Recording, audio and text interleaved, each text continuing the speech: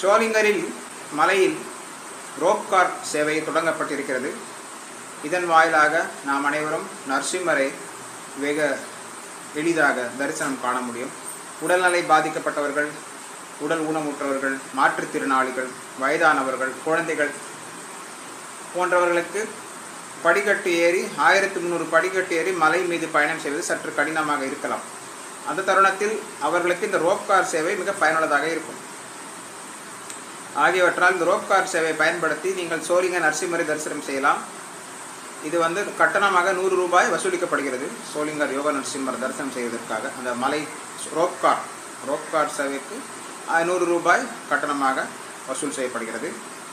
இது 214. நீங்கள் மேலே போயிட்டு கீழே வர்றதுக்கு சேர்த்து தான் 100 ரூபாய் வாங்குறாங்க.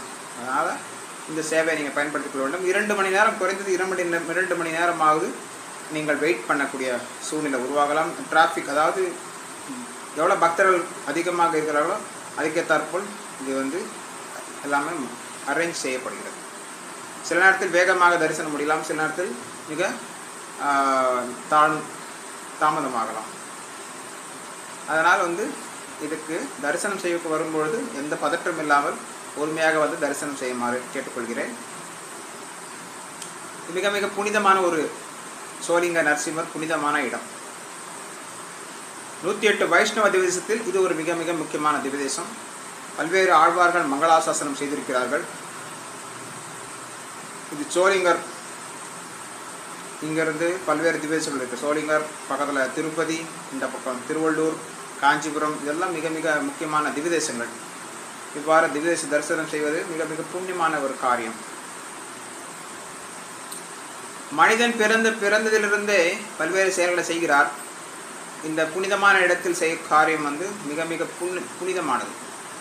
ஏதோ உலகம் ஃபுல்லாக எவ்வளவோ நாடு இருக்குது, வசதி வாய்ப்புகள் இருக்குது. ஆனால் பக்தியில் முன்னேறது கடினம். இந்த அரேபிய நாடுகள், முஸ்லீம் நாடுகள் எல்லாம் போரில் இப்போ ஈடுபட்டுருக்கு.